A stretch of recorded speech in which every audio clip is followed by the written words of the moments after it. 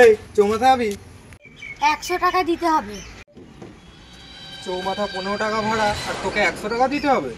অন্য কারো টোটো পেলে চলে যায়, 100 টাকা কমে যাবো না। এত ঘ্যাপ লাগাচ্ছিস কিসের জন্য?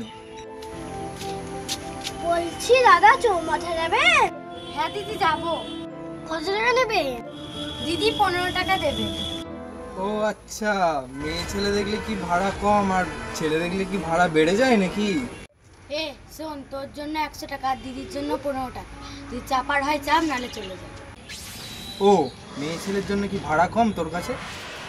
হ্যাঁ অবশ্যই, কারণ তুই যখন এলি তুই কি বললি, আর দিদি যখন এলো দিদি কি বললি? কেন, আমি কি বললাম তোকে?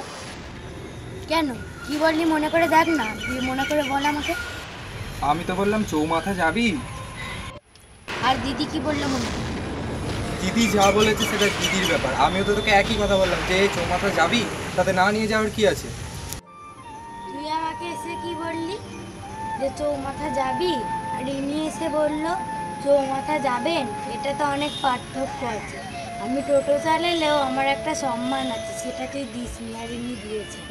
শুধু ভদ্র পোশাক পরলেও হয় না, অন্যদের সম্মান দিতে হয়, সে বড় কাজই করুক বা ছোট কাজ। কি বলেছেন দাদা, সরি।